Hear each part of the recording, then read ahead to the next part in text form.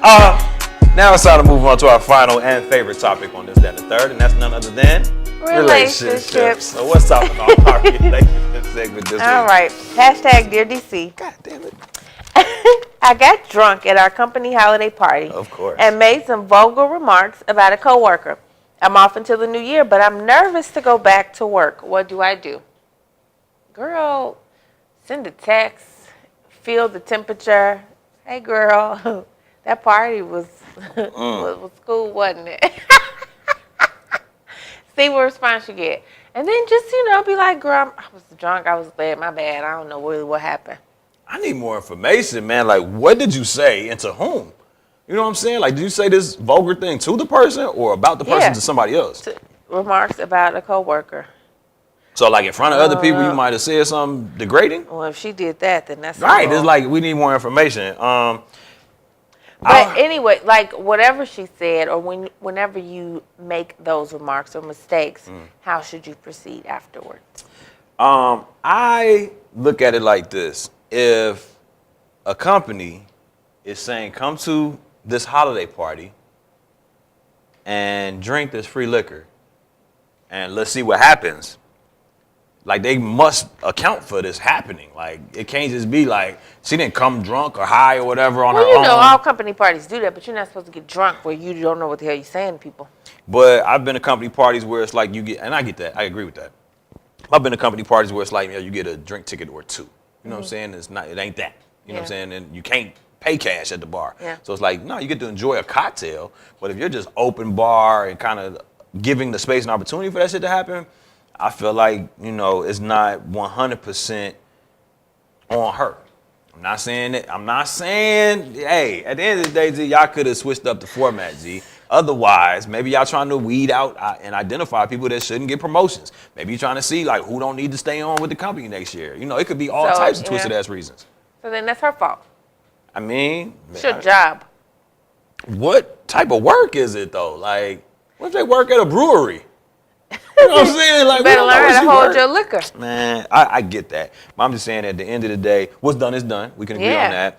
And in terms of damage control, I would just say, like, you need to act like that shit didn't happen. Like, you have a alter ego or a split personality when you drunk. Bitch, what? You know what I'm saying? I did that. And file a harassment charge on her first. And then they could never really prove, you know what I'm saying? You'd be like, yo, she's harassing me. She said I said vulgar things. I don't know. It's a tough situation, but in hindsight, just don't get drunk at company parties. Yeah.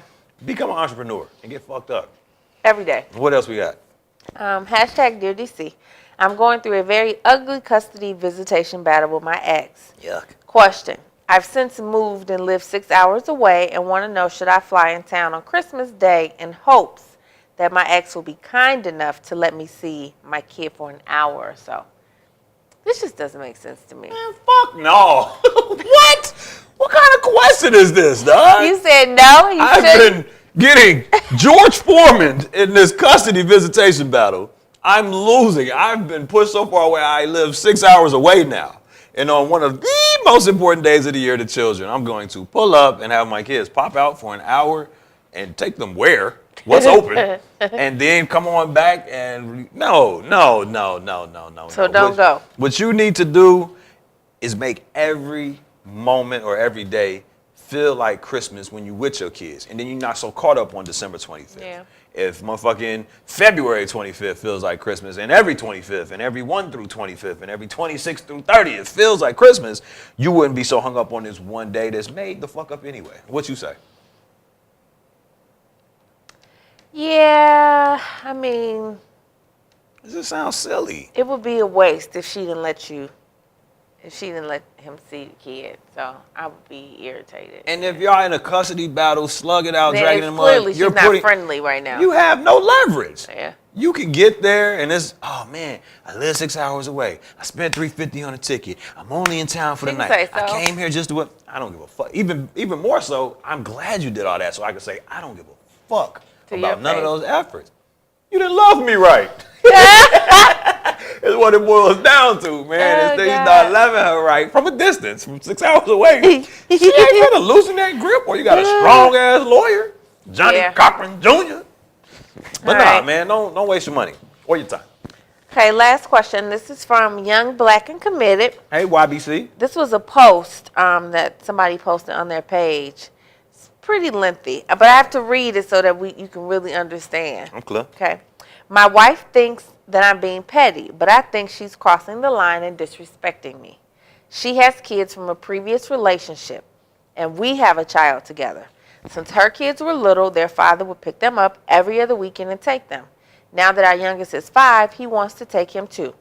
I told her no. She didn't think it was a big deal since she feels he's responsible. I don't understand why he needs to have a relationship with our child. He's not extended family. He is simply the father of her kids, and I'm setting the boundaries. She thinks I'm being childish and letting my ego take over. I think it's disrespectful of her to even ask me.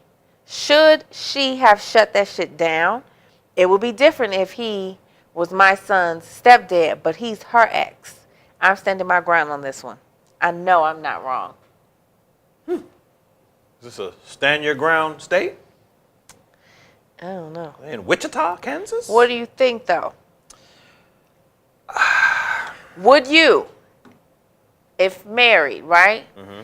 And the lady you marry has previous kids, and y'all have a kid together, would you allow that kid to go with their siblings and their dad? Would I allow my kid with my new bitch to go to her old niggas' outings with their kids together? Yeah, with your kid's brother and sister. This is interesting to me because we talk a lot on the show about the guys. Mm-hmm. You know what I'm saying? So it's levels to shit like that, right? If this a stand-up guy, cause let me back up.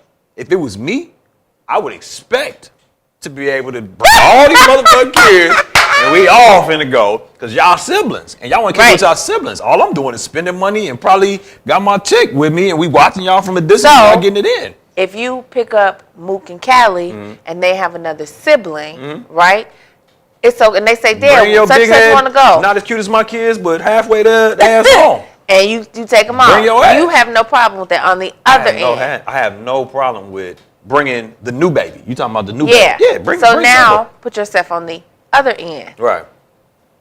That's what I'm saying. If it's a nigga like me, go ahead. Yeah. But how long does it take for me to figure that out about a dude? Because we probably not meeting on the best of terms. But this kid is 5 now, so it's been 5 years at least. We can say that y'all been interacting with each other. He pick up his kids consistently. It just seems like he don't fuck with that nigga, and that's probably his own insecurity. See, and I think that's a lot of men probably feel like that. Like what? He don't fuck with the other dude? Yeah, because it's your ex. It's, you know what I'm saying? Like, why would that even come up? You know what I'm saying? I mean, but I see what you're saying. But I'm just saying, for me, like, some sad shit, once it's over. So now where we are is co-parents. Yeah. And in this co-parenting thing, if dude is an asset to the co-parenting experience and the rearing of these children, go ahead. And if I am, come on. Yeah. But if we just two fuck niggas that can't get along because shorty shit is good and we just can't get over that, neither one of us need kids. You know what I'm saying? But I would say if dude is anything like me, yes, you would be able to, get our child and, you know what I'm saying, what the band. I agree. And I read so many comments where both the guy and the girl were like, no, why do my kid need to go over there with him? And I was just thinking, about your kid, man. To myself, right, like, because they brothers and sisters. Man, and that's all it needs. To hang out. Duh. And if he, obviously, I feel some type of way because we had kids together and I trust this man with my kids, you know, so. And he's consistent? Yeah, he's not going to do nothing. He's consistent. His kids have never come back anything. Because this is my thing. I don't really see somebody being, correct me if I'm wrong, world, but I don't really see somebody being contingent or conditionally is the word I'm looking for, conditionally neglecting So I love my kids. I treat my kids like that without the bam. But when this Yeah. kid comes around, I'm on some other shit. Yeah, no. It's They gonna be like the if same you're a teacher that singles out a kid, like this bad kid in your class, you want to call them bad and shit, you probably have shown signs of terrible mother or fatherdom with your own kids. You're not just picking on it, because you don't look at a kid like that. Yeah. You look at kids like, man, you don't know no better. I just had an experience yesterday where I realized, man, we were all children at one time. And kids fuck up. Yeah. And you can't sit here and hold somebody accountable for learning. You know what I'm saying? So if your kid drops the ice cream you just bought them, and your reaction is, it's cool, baby, I'm gonna get you another ice cream, your not kid needs to get that same treatment, because they all are kids. So I think I move a little bit different in that regard. But again, my short answer is yes, the kid should be able to go with the old nigga, and if he got you got a kid that ain't even with her, but you just they father, your kid can come to whatever, you know what I'm saying? Because they're kids. It takes a village, guys. I think it really shows that the nigga the nigga that's opposed to it, he's a kid. He's just in an adult body. You know what I'm saying? Just because you a grown male don't make you a man. You know what I'm saying? And I think that's only gonna negatively impact the kids and let this lead to something where they end up breaking up and not being together. The kids are gonna miss out on lost time, not him. Yeah.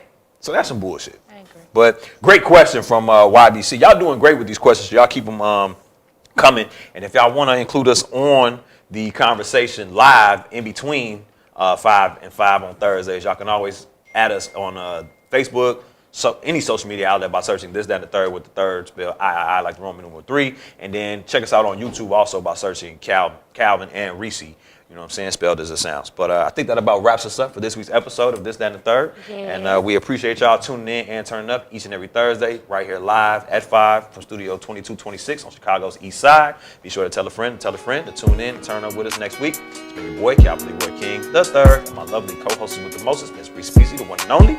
And we are the undisputed king and queen of Chicago podcast. Check us out.